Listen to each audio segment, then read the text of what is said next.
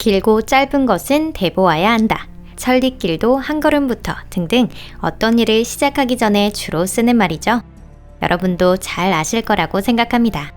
확실히 무언가를 달성하기 위해서는 먼저 그 무엇을 시작해야 하므로 이는 충분히 의미 있는 격려일 것입니다. 하지만 안타깝게도 시작만 해서는 큰 의미가 없고 끝까지 해내야 하는 경우도 있습니다. 예를 들어 거액을 투자해 행해지는 역사적인 거대 사업에서는 특히나 이 부분이 중요하지 않을까요? 이번 영상에서는 그 시작은 창대했으나 끝은 미약하게 끝나버린 좌절된 사업들을 소개하고자 합니다. 미완성인 채로 버려진 거대 건축 프로젝트 탑5 바로 시작해보도록 하겠습니다.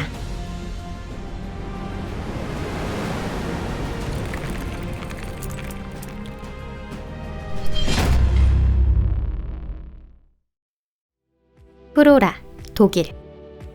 아돌프 히틀러는 본인 스스로를 국가 운영과 군사부터 건축, 예술, 오락 제공에 이르기까지 모든 분야의 전문가라고 여겼습니다. 그리고 아리아인의 이상국가라는 기막힌 망상 속에서 유토피아 실현을 위한 사업들을 차례로 고안해냈죠. 하지만 거의 대부분의 프로젝트가 현재 경제대국들조차 감당할 수 없을 정도의 거대한 프로젝트뿐으로 당시 2차 대전 중이었던 독일이 해낼 수 있는 일은 결코 아니었습니다. 바로 그런 장대한 계획 중 하나가 류겐섬의 바다 리조트 프로라였죠. 발트해 접한 류겐섬은 자연경관이 뛰어난 명소로 이미 1세기경 섹슨족과 루기족에 의해 원시적인 도시가 만들어졌던 역사적인 땅입니다. 중세시대에는 현재의 폴란드나 체코 민족의 먼 친척에 해당하는 라닌이 다신교의 신전 아르코나를 건립하였죠. 그 아름다움에 많은 유럽 여행자들이 감동을 받았다고 합니다. 또한 가는 곳마다 많은 비보를 남겼던 스칸디나비아의 바이킹도 이곳에 들렀습니다. 이처럼 류겐은 북유럽의 역사를 좋아하는 사람에게도 단순히 해수욕을 하며 아름다운 자연을 만끽하고 싶은 사람에게도 천국과 같은 곳이었습니다. 때문에 당시의 모든 아리아인들이 휴가를 즐길 수 있는 이상적인 휴양지로서 거의 만장일치로 승인되었다고 합니다.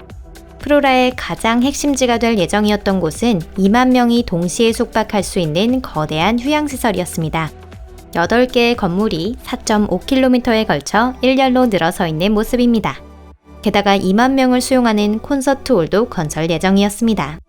하지만 제2차 세계대전이 시작되며 건설은 중단됐고 인부들은 모두 페네민대의 무기공장으로 옮겨졌습니다.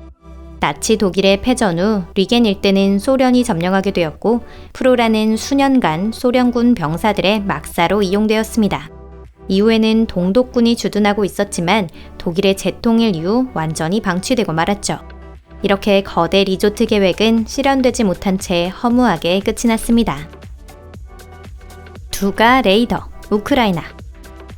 1980년대 초 냉전의 긴장이 지속되면서 소련은 두가라는 극비 프로젝트를 시행하게 됩니다. 바로 북극권을 포함한 광범위한 영역에 있는 비행물체를 탐지할 수 있는 최첨단 시설들을 건설한다는 계획이었는데요. 그중 가장 거대했던 것이 우크라이나 체르노빌 근교에 있는 두가1이었습니다. 두가1은 일명 체르노빌2로도 알려져 있으며 높이 250m, 폭 460m의 철탑에 무수한 안테나가 즐비하게 설치돼 있었습니다.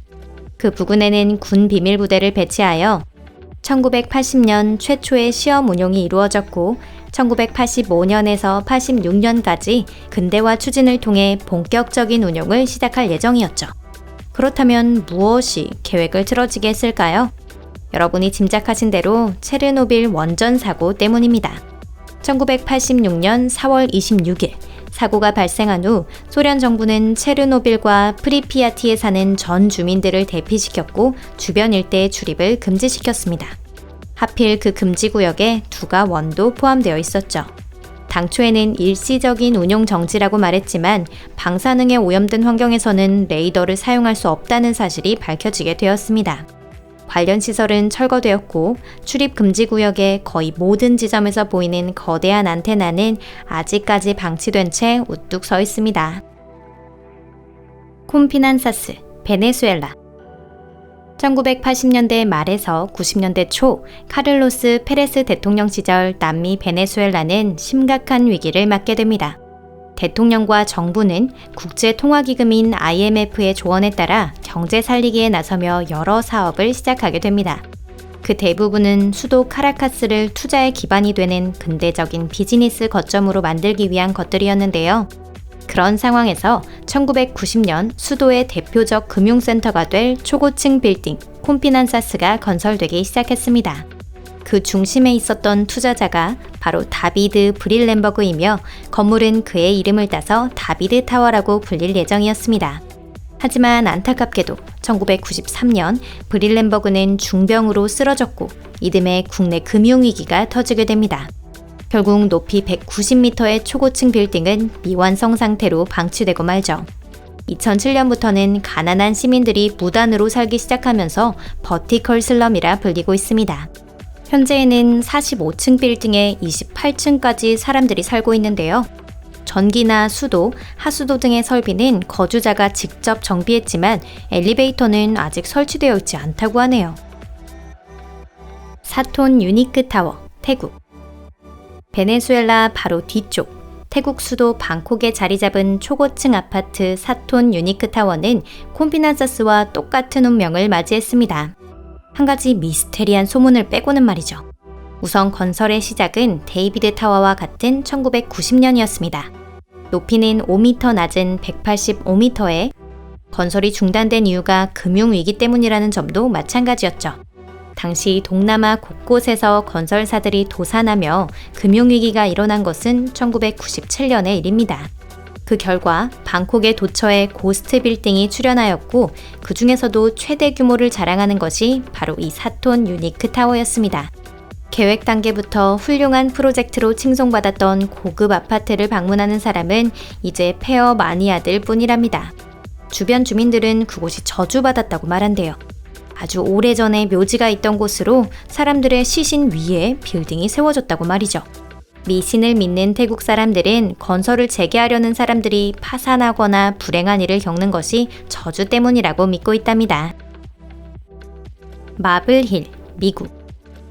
1973년 인디애나주와 켄터키주의 전력 수요를 모두 조달하는 거대한 원자력 발전소가 건설되었습니다. 본래 투자금은 7억 달러로 1000에이커가 넘는 광대한 부지가 할당되었는데요. 건설 시작 당시 사람들은 원자력의 위험성을 아직 잘 알지 못했습니다. 하지만 1979년 건설 작업이 진행되던 중 스리마일 섬에서 대형 사고가 일어나게 됩니다. 방사능의 무서움에 놀란 여론은 원자력 발전의 안전 대책을 강화하라고 요구하기 시작했죠. 마블힐 사업도 예상할 수 있는 모든 사고에 대해 안전성을 강화하기 위해 다시 검토되었습니다.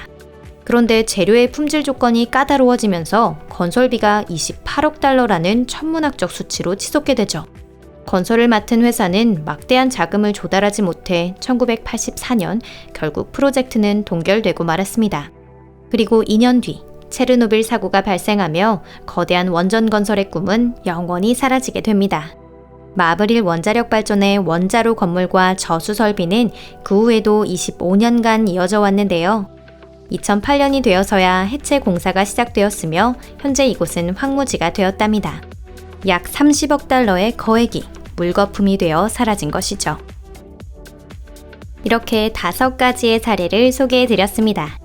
이런 것들은 모두 우리 개개인의 배움으로 이어지는 사건인데요. 설사 내가 아무리 부자라고 느껴지더라도 이루지 못할 큰 사업은 손대지 않는 것이 좋겠습니다. 그렇다고 해도 만약 자신이 정말 부자이고 리스크보다 더 많은 이익을 낼 수 있다고 생각한다면 분명 도전해보고 싶은 마음이 들지 않을까요?